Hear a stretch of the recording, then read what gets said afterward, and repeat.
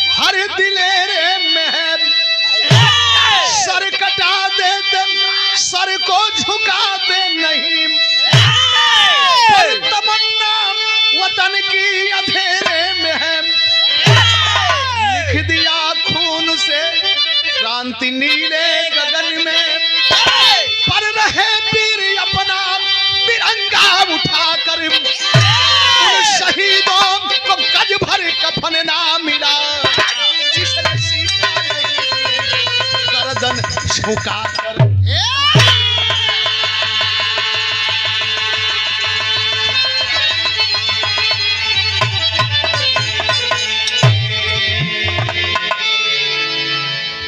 लाल रवि के लिए 5 पंच परमेश्वर बहुत हैं आप लोग हौसला है अच्छी सोच है बिरहा के प्रति बिरहा के प्रति अच्छी सोच ना हो तो कई बार से आप अपन उद्गार देते हुए मन के खुशी हो ध्यान देंगे एक लाइन संकेत हो कैसा संकेत है राजा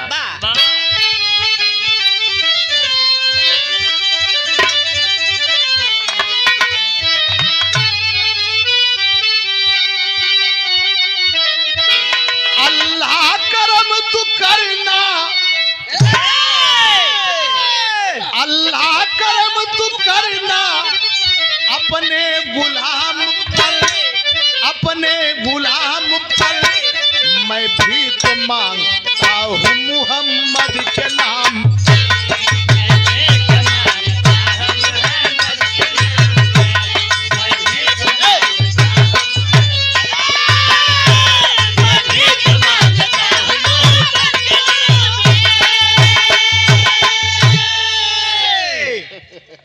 अरे हो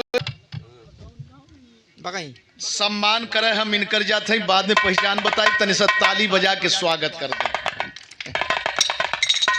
ये चंदन यादव सैयद राजा बगही 23 मार्च के तब इनके सानिध्य में और बहुत बड़ी व्यवस्था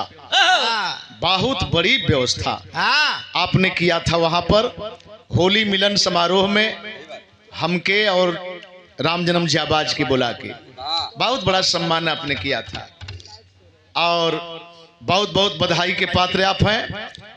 चंदन बाबू का ये धरती पर 10-12 किलोमीटर दूर हो यहाँ से बगही 12 किलोमीटर से बेसी हुई पहलवान 20-22 और वहां से चल के आए केवल लाइव देख के आ गेलन।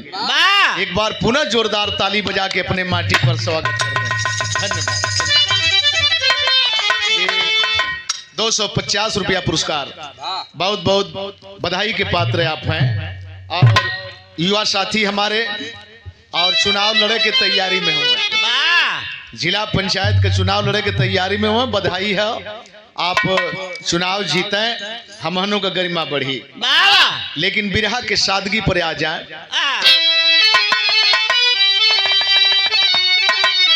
अरे भग जाओ पाक पाजी,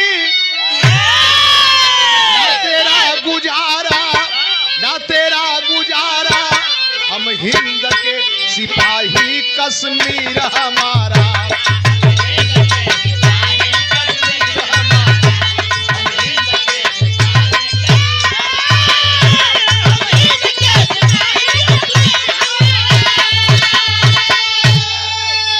अरे जिला गढ़वाल में करणपुर गांव याला था।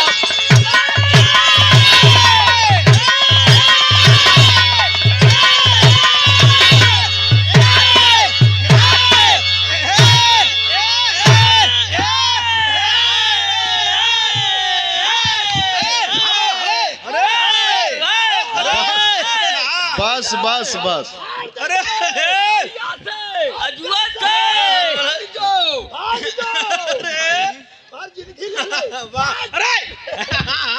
अरे वाह, लड़वैया दोनों हुए, लेकिन एगो द्वारका पहलवान मतीन तनी से चलाक लड़वैया।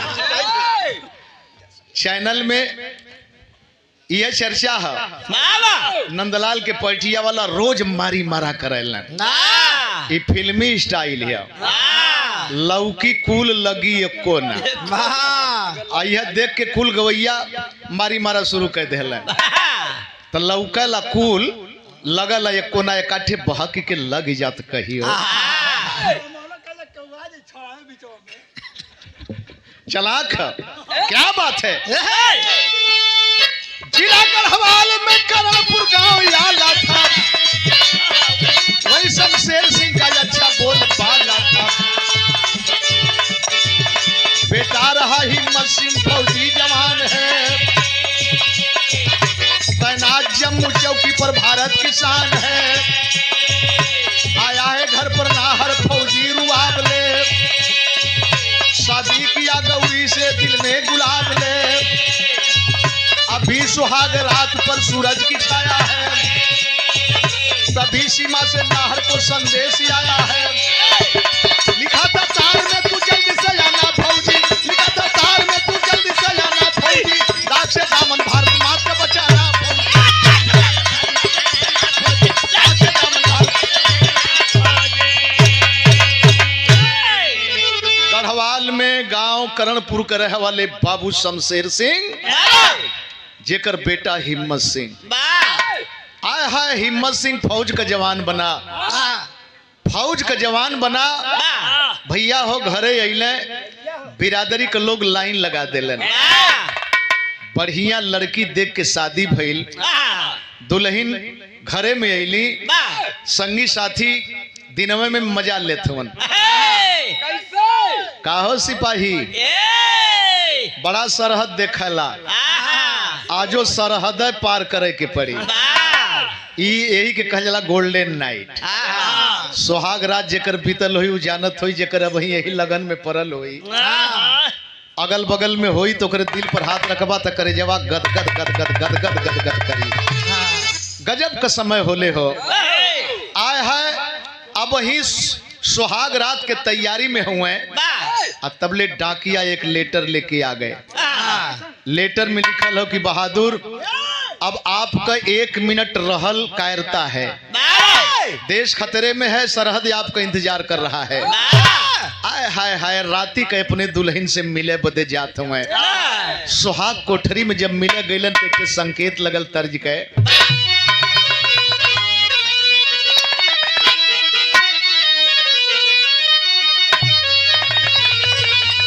कोरी कहतरी अब,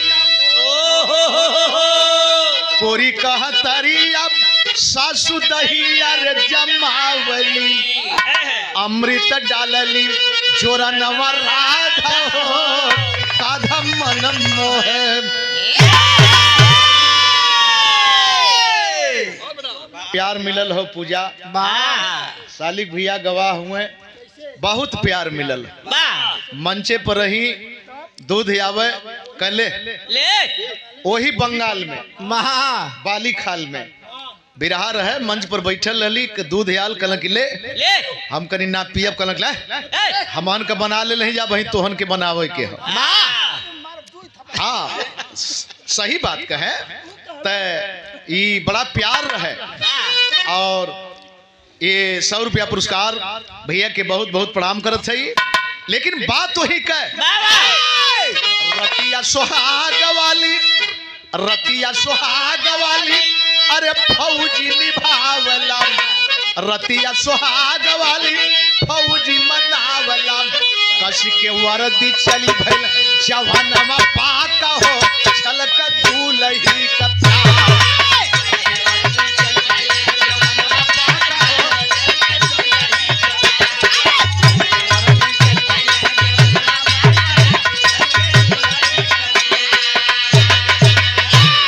पचास 50 रुपया वाह ये लोन के हम उधार रह जाए। हाँ नहीं नहीं नहीं नहीं माफ करिए, माफ वाह, करिए, हाय वो अन्यथा ले वाह अपना तुम निकले ले आए हाय इतने ना।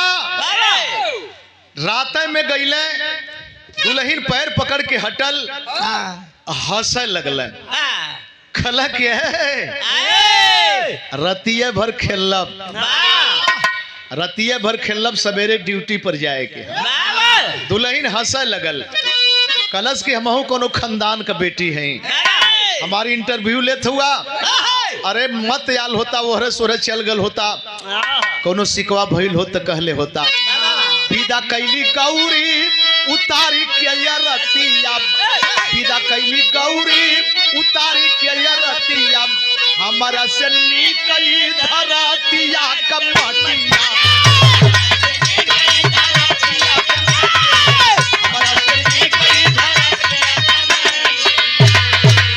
अहा तोड़ी के दुश्मन कै गुमनवा बात का हो छलक दुलही का प्यार। सुबह हुआ तैयारी करके जब निकलने परिवार के लोग कल बेटा ई का खला की एकदम जाए के हो। गांवपुर के लोग जलने कल 1 महीना का छुट्टी रहा, कल 1 मिनट का छुट्टी ना ई हो फौजी का भाव। नौजवान चल दिले अपने हेड क्वार्टर गईले, और जब हेड क्वार्टर गईले तो हेड क्वार्टर से जवानों की ड्यूटी लगाई जा रही है। संकेत लगल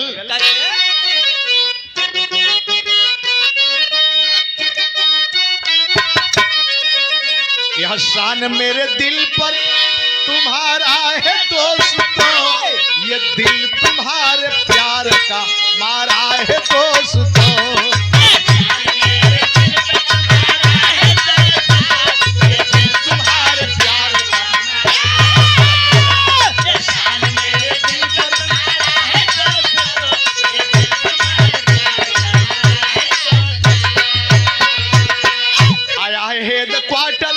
उछाही बहादुर आया है हेड क्वार्टर ले उछाही बहादुर, वर्दी में सज के देश का सिपाही बहादुर, वर्दी में सज के देश का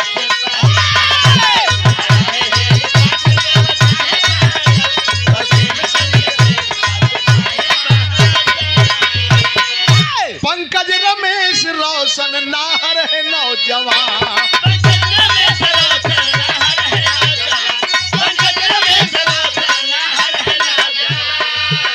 हिम्मत सिंह के अब साथ है नासिर बने तूफान, हिम्मत सिंह के अब साथ है नासिर बने तूफान, हिम्मत सिंह के अब साथ है नासिर बने तूफान। पहुंचा है अपने सरहद में ऊंचाई बहादुर, पहुंचा है अपने सरहद में ऊंचाई बहादुर, वर्दी में सज के देश का सिपाही।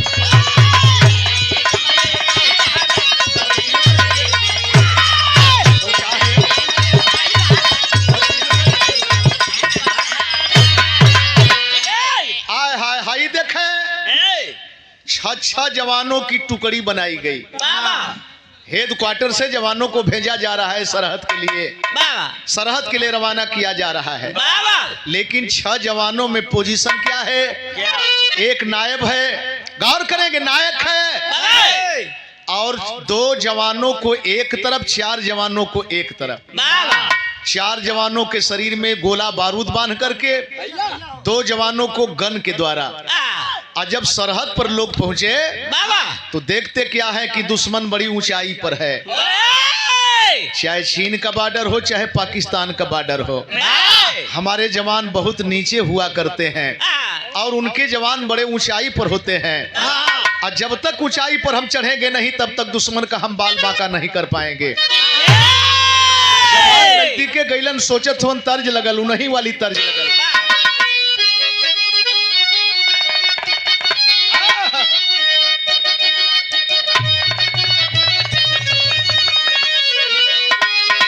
अरे झूलनी पौड़नी, अरे झूलनी पौड़नी जहाजिया लगा दा, हमार पैजेब राजा हीरा जड़ा दा।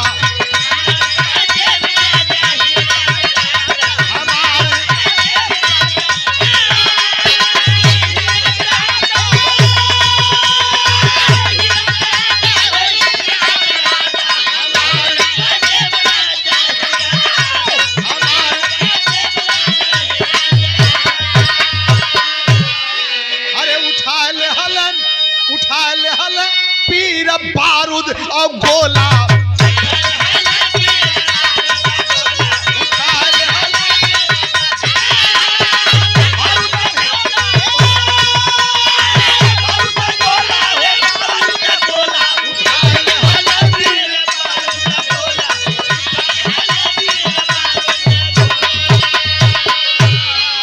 अरे उगल तोप टैंक, कहे उगल तोप टैंक, जहाँ आग यरू सोला उठा ले हलबी।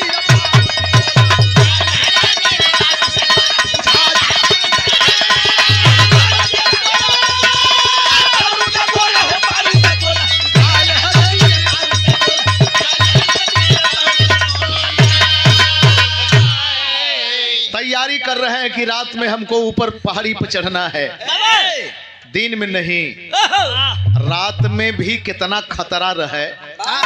अश्वनी कुमार यादव हमारी यहाँ गाजीपुर के कारगिल में चढ़त रहे, 1 सेकंड के लिए लाइट का टार्च का स्विच दबगल, भूख सही रोशनी भइल, तड़ाक से गोली लगल, जमीन पर आ गए। इतने चौकन्ने दुश्मन हैं। आया है, हमको ऊपर जाना है, जब तक ऊपर नहीं जाएंगे हम कुछ कर नहीं पाएंगे। ऊपर जाने के लिए तैयारी करते हैं, बिरहा में कवि जी भाव दिलन।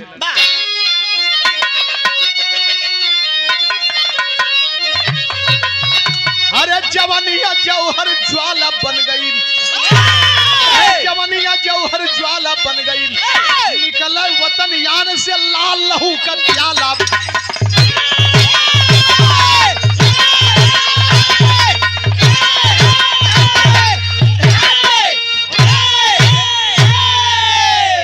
कई हजार ऊंचे फीट ऊपर से दुश्मन निशाना साधे हैं। देखे हैं 4 जवानों को जो पीठ पर गोला बांधे हैं। दुश्मन की गोली निकल पड़ी, दुश्मन की गोली निकल पड़ी, माता की ममता सिहर उठी, 4 जवानों की लाश खूनों के अंदर लसर उठी। 2 जवान हो गए लुप्त, 2 जवान हो गए लुप्त, ना इनका अब कुछ पता चला। 7 दिन तक हुई खोजाई, गम में भारती वीर भला। आए है, दुश्मन की नजर पड़ गई, जो 4 जवान ऊपर आ रहे हैं, इनके शरीर में गोला बारूद है। साध करके निशाना मारे, 4 जवान पहाड़ी से नीचे लुढ़क के आ गए। और जब लुढ़क के नीचे आए तो उन्हीं के शरीर का गोला बारूद फटा, पहाड़ी उड़ गई, लाश चिथड़े चिथड़े हो गई। आय हाय हाय हाय, 4 जवानों की शिनाख्त तो यूं उसी समय हो गई कि जो अभी हमारे जवान गए, चारों के चारों शहीद हो गए, लेकिन जो साइड से गन लेकर के 2 जवान चढ़ रहे थे, उनका कोई पता नहीं चला। 7 दिन तक जवान खोजते रह गए। आखिरकार जब पता नहीं चला तो 8वें दिन हमारे अफसर इस बिंदु पर आ गए, पहाड़ी उड़ी, उसी पहाड़ी के साथ दब करके कहीं ये भी मर गए होंगे। 8वां दिने उनके भी घरे खबर पहुंच गई। 8वां दिने खबर गई, लेकिन कैसे गई?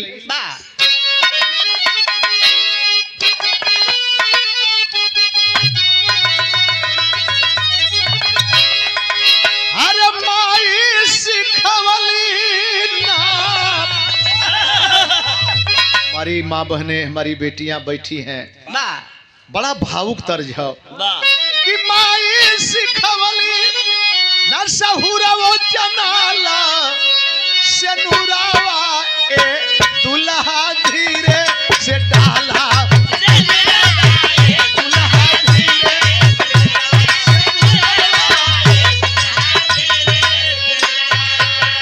कि देहले कमंडर अरे खबर भेजवाई, जवनावा हो गईले रण में मराई।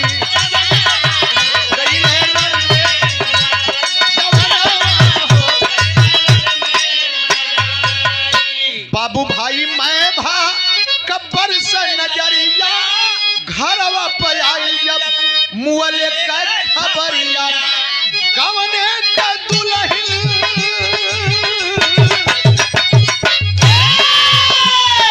गवने का दुल्हन रोवली बिलखाई, सजनवा हो गईले रण में मराई।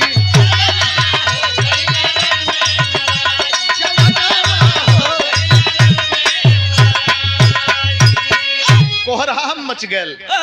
मैंने बताया कि खबर आई, पहले ही सनसनाहट फैल गई। कहो फलाने का बेटा हिम्मत सिंह शहीद हो गई। वहीं के आय हाय खबर आ गई। इंतजार लोग करत हुए। लसिया आई, लेकिन लसिया तक गायब हो। लसिया आई कहां से? ई हाल जब परिवार में आइल, परिवार के लोग बाबू बेटवा बदे रोत हुन, माई बेटवा बदे रोत हैं। आ दुल्हन का हालात का बहो भैया, नई नबेली दुल्हन दंतवा लग जाए हो, पानी छिड़क छिड़क के होश में लिया हुए, दांत लग जाए। लेकिन मेरे बाबू कबहू कबहू हमहनों में बहुत बढ़र अछूता रोग पैदा हो जाला। एक ठे कोढ़ अछूता है, चर्म रोग अछूता है, एगो दहेज अछूता है, आ एक ठे ई अछूता रोग पैदा हो गयल। 5वां दिने वो परिवार का माहौल बदल गयल। कैसन माहौल बदल गल? वह संकेत था।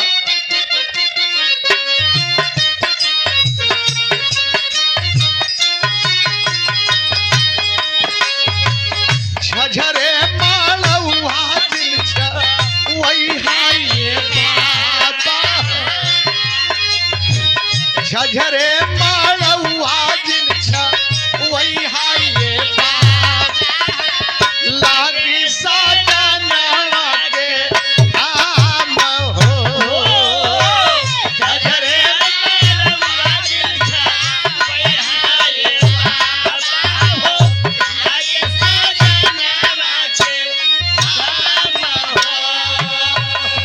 मैं भारो वैलिया सब गुनही पतोहिया, मैं भारो वैलिया सब गुनही पतोहिया। पहलस मर पागिया चार हो, मैं भारो वैलिया गुनही पतोहिया हो। पहलस मर पागिया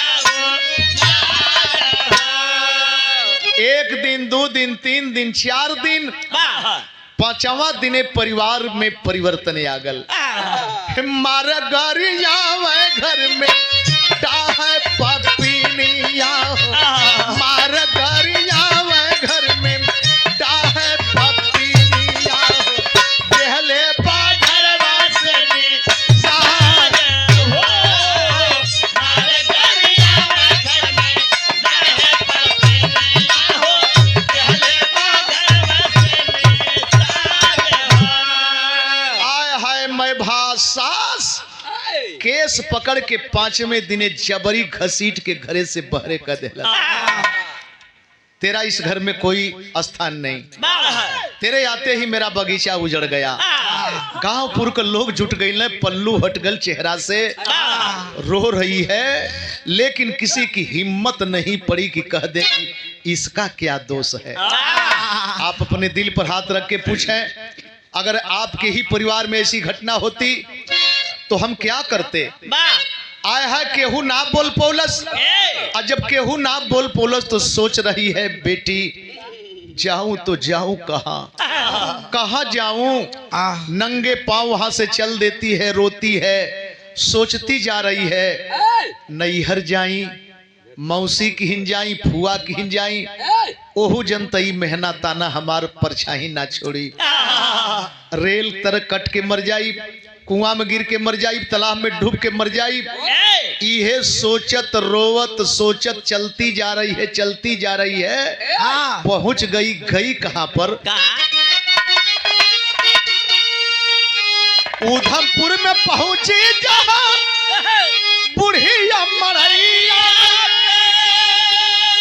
अरे गई दसरन माई विपत बलैया में, रनवा में मारल गई हमरो सजाना, रनवा में मारल गई हमरो सजाना, धोई गई से नूरा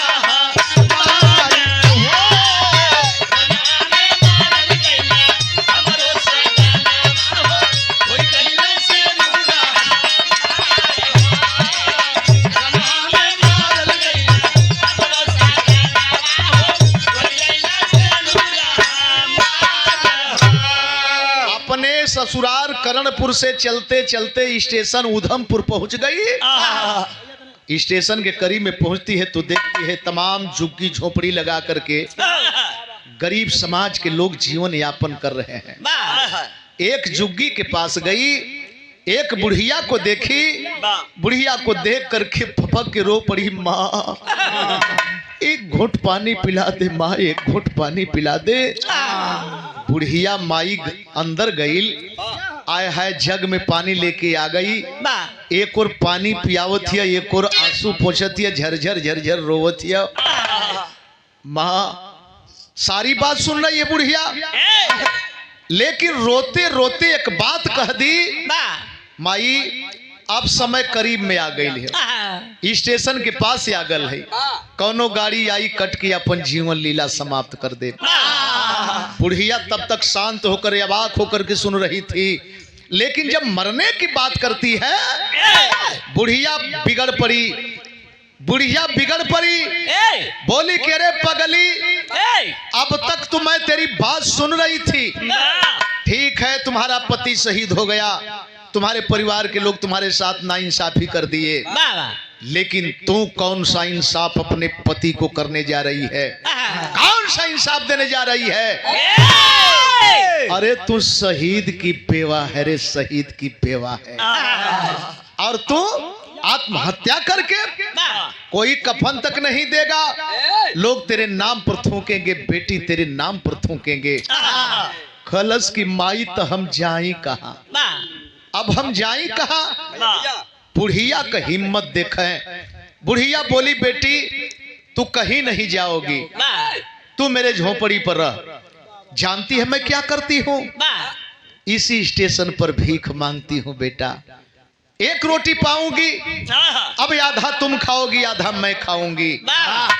ये परिवार का हालात देखें, ये कबहू कबहू नाइंसाफी हमहन कह देल जाला, ना करे के चाहिए। आखिरकार बेटी उस झोपड़ी पर रहने के लिए मजबूर हो गई। अब ये जैन का बात ये जैन छोड़े, अब वो झोपड़ी पर एक बेवा, शहीद की बेवा मजबूर है रहने के लिए, लेकिन तनी सा वहां चले जहां दूठे जवान का पता ना रहल, संदेह के घेरे में सूचना उनके घर पर गई थी। वो जवान किस पोजीशन में थे?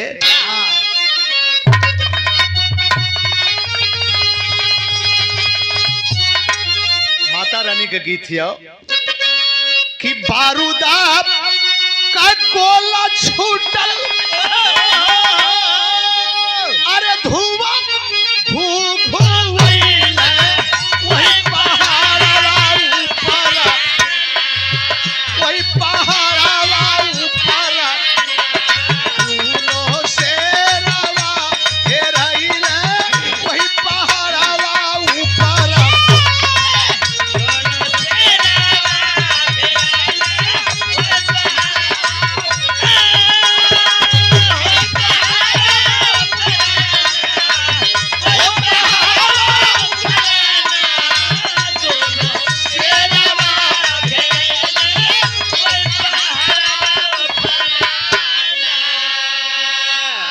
परम आदरणीय माननीय आप श्रीमान ब्रजेश तिवारी जी, आप साहब की तरफ से 100 रुपया हमके और 20-20 रुपया दे के पार्टी का सम्मान आपने किया।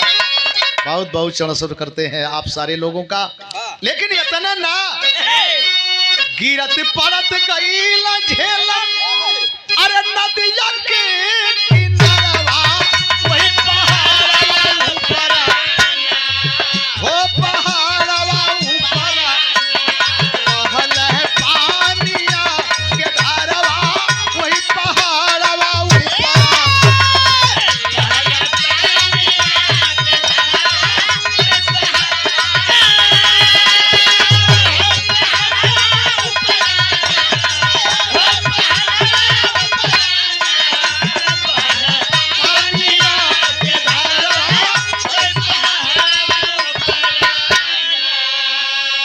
चार जवानों के शरीर का बारूद फटा, पहाड़ी उड़ी, बुरी तरह से घायल होकर के झेलम नदी के तेज बहाव में गिर पड़े।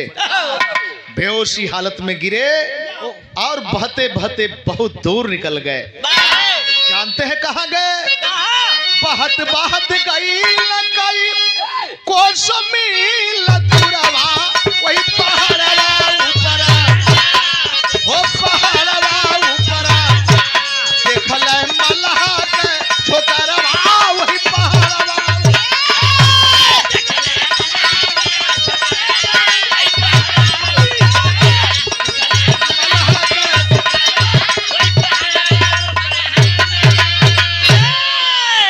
झेलम नदी का जल तेज बहाव है। दोनों जवान बेहोशी हालत में गिरे।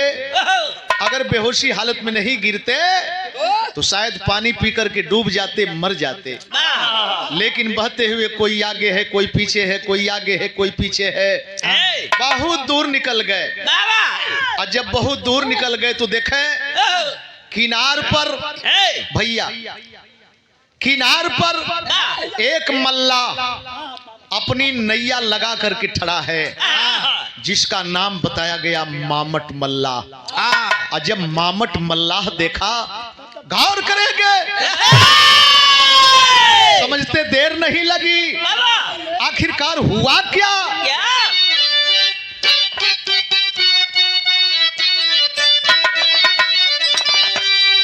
चौलरिया चौलर चौलरी कई भाव में एक गावल जला पूजा, कई भाव में गवाला।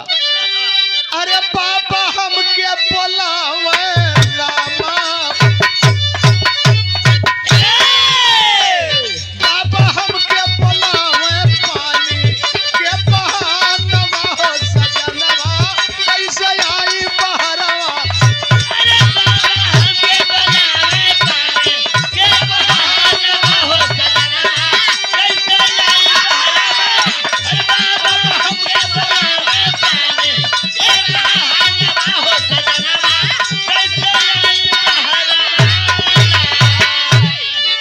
जी बड़ा परेशान है, आज तो छुट्टी है। मल्लाह देखा भैया,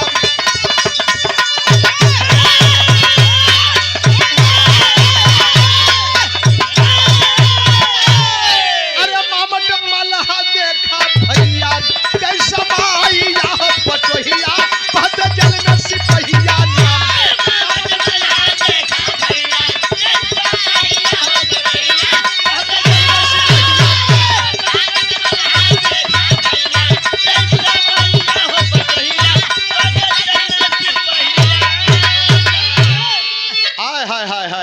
होता क्या है? अरे तो खींच के उन्हें किनारे लाया,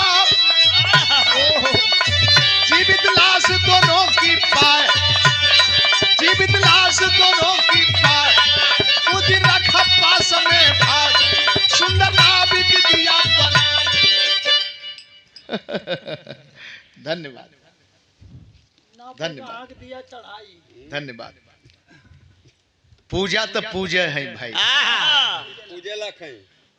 और बहुत बहुत बधाई हो, बहुत बहुत बधाई हो। बहुत दिन बटेलू अमन के जिंदगी में हमेशा सीखे के हो, केहू चाहे हम हो चाहे दूसर केहू, अगर ये कह दे कि अब हम पूरा हो गल हैं, वही जन से बात बिगड़े लगे। संगीत की धारा बहुत प्रवाह धारा है, जीवन भर सीखे के हो लेकिन एक पूर्ति ना हो। अब ले छोट रनी है, अब बड़ हो गई, अब सच्चों का पूजा हो गई। देने वाले का हाथ ऊपर होता है, लेने वाले का हाथ नीचे। कदर जब करोगे कदर तब मिलेगी, मेरे यार इज्जत खरीदी न जाती। बहुत बहुत बधाई, धन्यवाद। गीत में, संगीत में, आवाज में, गात में चार चांद लगे। आप सबका आशीर्वाद लगे। नंदलाल रवि क्या दे सकता है, याचक क्या दे सकता है। बहुत बहुत बधाई हो। और आपन कर्म, आपन त्याग, पूजा मंजिल पर पहुंचावेला। आपन मेहनत जेवने कलाकार का जितने बढ़हर शिकायत हो जाए उतने आगे बढ़ी। क्योंकि शिकायत होगी, अगर उसके कान तक आवाज जाएगी तो फिर तैयारी करेगा। तो कबहू शिकायत से भी भयभीत ना होके के वैसा शिकायत भी ना आवे के चाहिए कि जौने पर धप्पा लगे, चाहे नंदलाल हो के चाहे के वो के। होता क्या है, नैया दौड़ाया, नैया दौड़ा करके दोनों को पहले लादा, बाहर किया। अब बाहर करने के बाद उसे एहसास हुआ कि दोनों लग रहा है कि जीवित हैं। प्राइवेट नर्सिंग होम में ले गया, मार दें। आए है, अरे खींच के उन्हें किनारे लाया, जीवित लाश दोनों की पास, जीवित लाश दोनों की कुदिर रखा पास में भाग। सुंदर नाविक दिया बना, सुंदर नाविक दिया बना, लगा घाट रात में ना हो, लगा घाट रात में भागे, ले उठा ही ना हो पटोइया, बहते जल में सिपाही।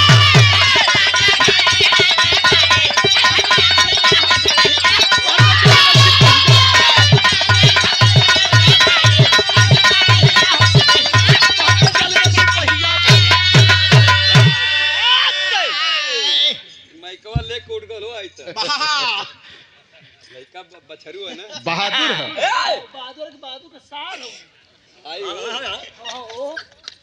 होली का धक्का गौले रहली, अंग्रेज लड़की के नचौले रहली पूजा। ई वही का हस्बैंड वहां बनावल गए शूटिंग के दौरान। होली के धक्का में एक हस्बैंड बनौली। हम कनी कि तय सार लगबे, इस बड़ा शासक कैले हम तो जहां तक कैसेट जाई सरहज लगी। तई कैसेट जब इंडिया से बहरे गल, हम कली ले तया राष्ट्रीय ना अंतरराष्ट्रीय हो गई।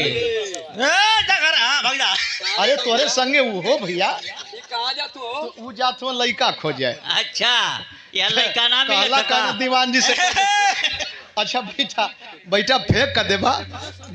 सरकारी सरकारी सर देखा हो बगल में हरियर कमीज पहन के बैठल, उनसे बढ़िया लड़का के मिली। केहू ना की क्या बात है, बात पर ध्यान दें, हंस लें, बोल लें, लेकिन बात पर गौर करेंगे। प्राइवेट नर्सिंग होम में ले गया, दवा दर्पण करवाया, और जब दोनों के दोनों अच्छे हो गए, उठ करके बेड पर बैठे, कुछ बोलना चाहे तब तक दूर से इशारा करता है, बोलने का नहीं, बाहर चलो। और जब बाहर लेके गया तो बोला कि बहादुरों जानते हो तू कहाँ हो? तुम भारतीय फौजी हो ना, हिंदुस्तानी हो ना? हाँ भैया। कहा कि तुम पाकिस्तान देखो तुम्हारा उधर है, भारत तुम्हारा उधर है, ये चीन का बॉर्डर है बहादुरों, चीन का बॉर्डर है। और चीन के बॉर्डर से निकल करके जाना तुम भली बात जान सकते हो। एक काम करो, मेरा साथ दो, अगर जिंदगी जीना चाहते हो तो। मैं मछुआरा हूँ, बहुत बड़ी व्यवसाय हमारी है, और हमारे साथ में रह करके धंधे में हाथ बढ़ाओ, खर्चा दे दूंगा, कपड़ा दे दूंगा, तनख्वाह लेकर क्या करोगे, जा ही नहीं पाएगा। आय हाय हाय हाय, हारता क्या नहीं करता। हमारे देश का जाबाज सिपाही सोच समझ के यश कर लिए, कुछ दिन तक रहे, बढ़िया चालक बन गए, और जब बढ़िया नाय के चालक बन गए तो एक दिन आपस में दोनों के दोनों गौर करते हैं, कहो हमन भारतीय फौजी हैं जा, बाबा साहब डॉक्टर भीमराव अंबेडकर कहा करते थे, 100 साल जिल्लत की जिंदगी से 100 दिन इज्जत की जिंदगी जी लेना। क्या एक को कहे थे, सबके लिए कहे थे ना? तो हम भारत के जाबाज सिपाही हैं और जिल्लत की जिंदगी जी रहे हैं। आज हम इससे दूरी होंगे, मुक्त होंगे। रात में दोनों बहादुर देखा करते क्या है,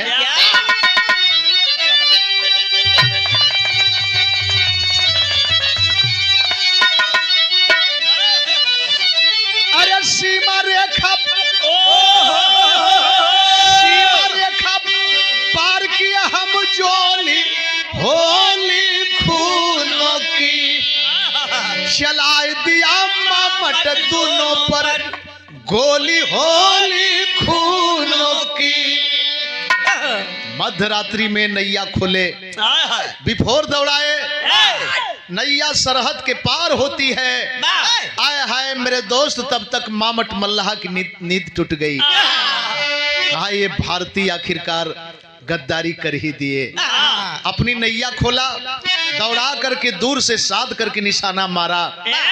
आय हाय हाय हाय, एक जवान पंकज के छाती में गोली लगल, पंकज वहीं पर लुढ़क गए। जुट गए भर्ती तट रक्षक, आवाज रात में सुन के हम पंकज की लाश लोहू में नाचे। देखी के माथा ठनका हम हिम्मत सिंह, अरे हम हिम्मत सिंह, कहा भेदवा खोली होली खूनों की। गूंज उठी तब इनकलाब की बोली होली खूनों की।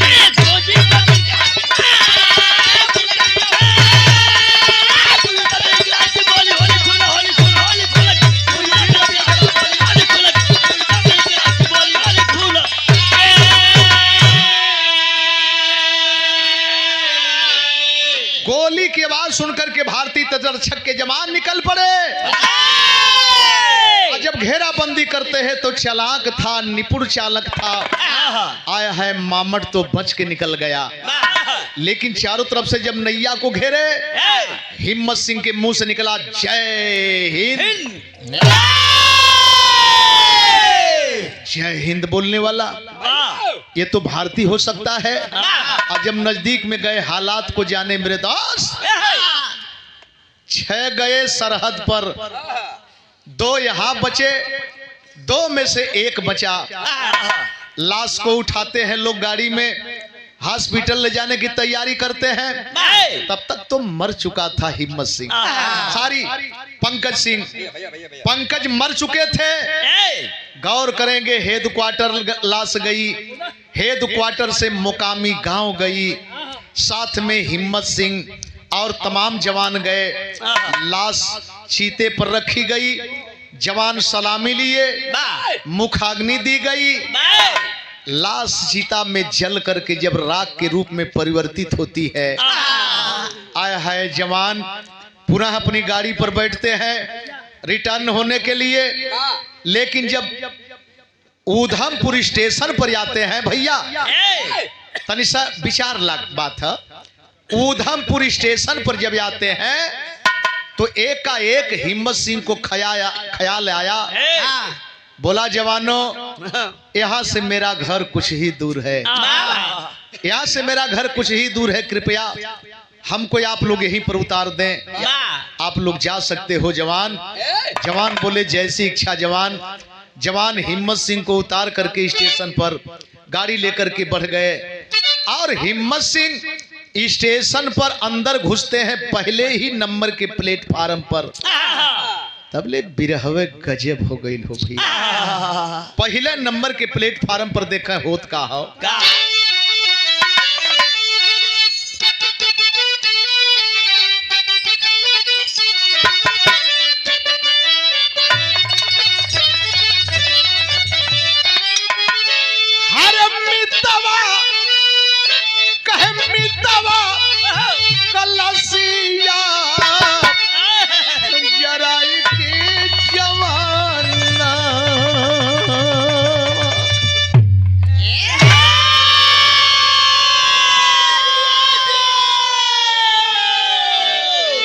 चाऊधमपुर स्टेशन नवा की ओर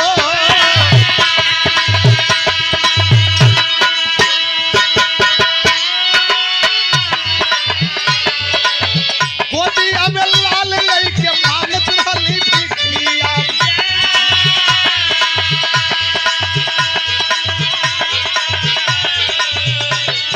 भैला के समहनवा या चारवा कतोर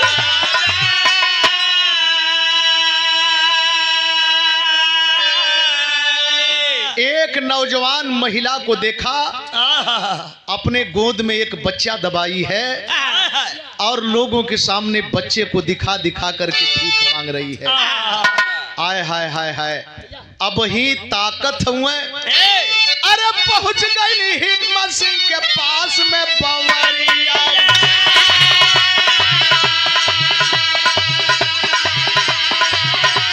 देदा कुछ बाबू कई हथवा के जोर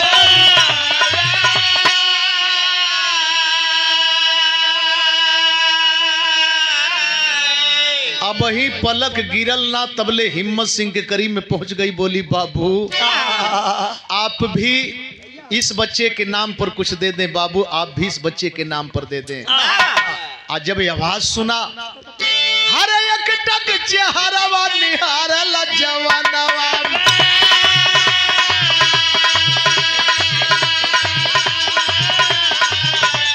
पीरावा का होई गइल मानवा विभोर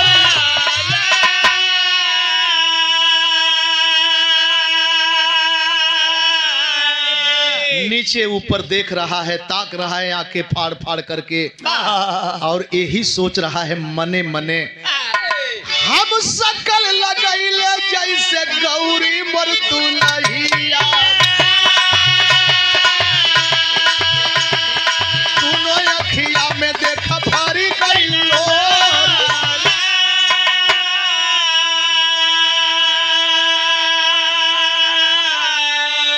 रुमाल निकाला पॉकेट से आंख का आंसू पोंछा मने मने ही सोच रहा है एकदम हमारे गौरी दुल्हन मतिन लगत है एकदम हमारे गौरी दुल्हन मतिन लगत है। नौजवान यही सोच करके आस पहुंच करके एक बार डांट करके बोला रे सुंदरी इतना सुंदर चेहरा इतनी हसीन शरीर है शर्म नहीं आती है तुम्हें भीख मांगते कैसा है इस बच्चे का बाप कमीना रे अनमोल हीरा पैदा करने को कर दिया और बच्चे को ढाल बना करके तुमसे भीख मंगवाता है। अजब कहला कि कैसा है इस बच्चे का बाप कमीना खलस की ना बाबू ना ना साहब ना बच्चा के बाप के मत कुछ कहिया साहब।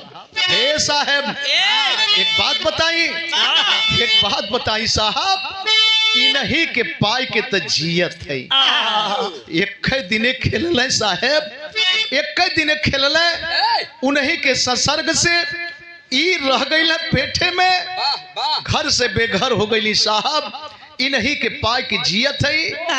हे साहब एक बात बताई बच्चा के बाप के कमीना कहला ना हरे तो हरे ऐसा रहला हमारे मनिया कसे नुरावा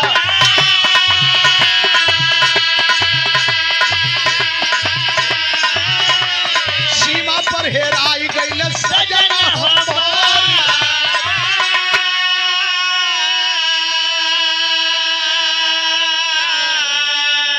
हे बाबू जब वर्दी पहिर के जाए लगल तो एकदम राउए मतीन लगत रहे एकदम रौरा मतीन लगत रहे साहब मत कहा साहब हमके जवन कहे के को तोन कहला लेकिन ये बच्चा के बाप के मत कुछ कहा साहब। नौजवान से रह नहीं गया बोला सुंदरी तुम्हारा नाम क्या है रे कहा कि रहने वाली है का करबा पूछ के बाबू का करबा पूछ के एक और मना भी करत है एक और बकी दहलस पगली हरे नौआ पगौरी मोर करणपुर ससुररिया मैं भमाई कैली ही आरवा कठोर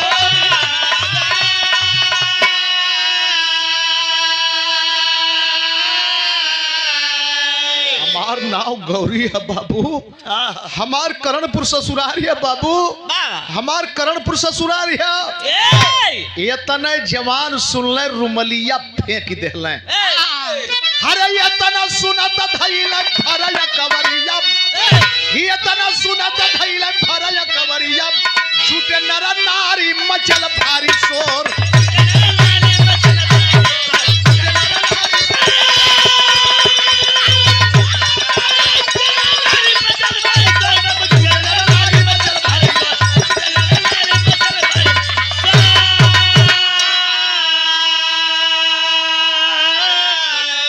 इतने मुंह से निकलल कि हमार नाम गौरी है बाबू, हमार करणपुर ससुराल या महू कोनो खानदान का बेटी है बाबू। अरे हरे अखबारी में दबौला कहला गौरी, अरे तू इस पोजीशन में गौरी, मैं जिंदा हूँ रे पगली, मैं तेरा हिम्मत सिंह गौरी, मैं तेरा हिम्मत सिंह। और तबले तब भीड़ जुट गई, प्लेटफार्म पर भीड़ जुट गई। दुकानदार अपन अपन दुकान छोड़ के दौड़ले, एक और आंसू पोछत हो, एक और अपनी बतियावत हो। का हो कहत रहल गल न कि भिखारी ना हो, एकरे त भिखियो ना मांगे आवत रहल हो। जे देहलस वो ठीक, जे ना देहलस वो ठीक। आने गई बात पर्दा पर, आ तबले वही में रोते कुछ लोग बक देहले। एक बात कहले कहले का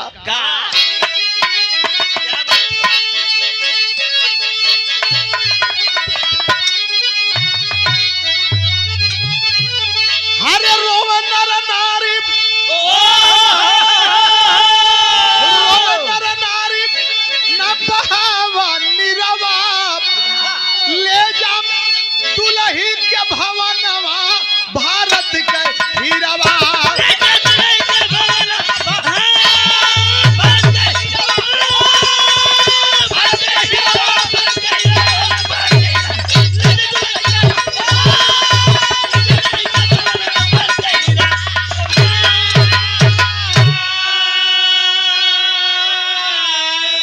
लोग कहलक हे मेजर साहब, हमन जान गईली, हमन जान गईली, अब देरी मत करा। दूसरा का लोग प्राइवेट कार मंगौले, कहलक गाड़ी में बैठा पहले अपने घरे जा, कि बीबी और बच्चा लेके अइले भवनवा, अरे जाके माई मैं भाग चुमल चरणवा।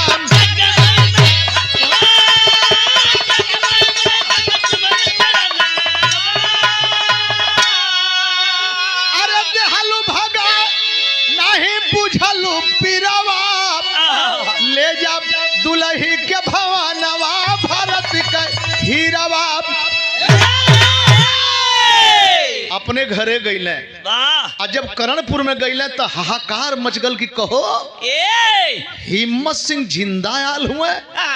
आए हाय दरवाजे पर तनिके भर में भीड़ इकट्ठा भइल, अपने मतारी का गोड़ धइले, बाप का गोड़ धइले, माही के सामने कहला कि माही तू तो नारी है, एक नारी का पहचान एक नारी होके ना कह पौली। ए माई मान ला हम शहीद हो गईली, एकर का दोष हो। अगर कहीं तोहरे बेटी के साथ ये घटना घटत तो कैसे बर्दाश्त कर तू। इहो ना परखलू कि हमार खून ओकरे पेटे में पलत था। माई तो से नीक तो भीख मांगे वाली मतारी निकलल। अरे हम देश का रक्षा खाई, तोहरो रक्षा खाई, तो के लालच हो गई कि बेटा मर गल तो एक रख के हम का करब। तो लेला माई हम जात हई, कहले का अरे लेके रह माई अपन घरवा दुआरवा, अब तोहरी ऐसा मैं भा करना चाहिए दुलारवा।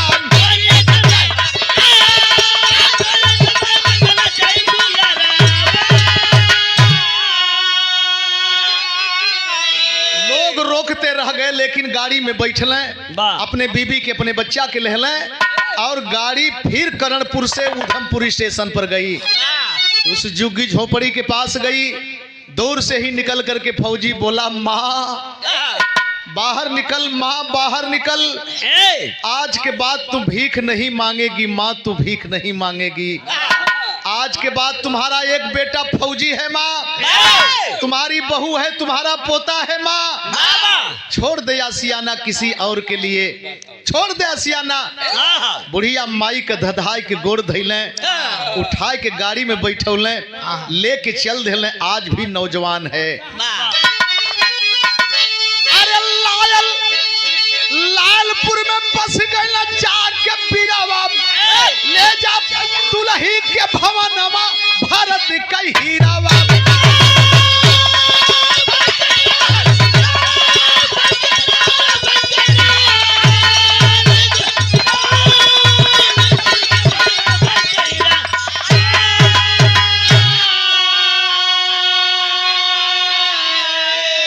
राजगुरु सुखदेव भगत सिंह की एक ही दिन फांसी हुई, जिसमें सुखदेव साहब का ननिहाल है लायलपुर में। और उसी लायलपुर में जगह लेकर के बना करके आसियाना उस बुढ़िया मतारी को हृदय से लगा करके आज भी फौजी जवान है। गुरु बिहारी गुरु गणेश का खत्म हुआ दस्तान, विमल चंद्रिका कवि के सब बच्चन से प्रेम। अरे जवनिया जौहर ज्वाला बन गई, जवनिया जौहर ज्वाला बन गई, मुसाफिर नंदलाल जब देखे सब का माला, जवनिया जौहर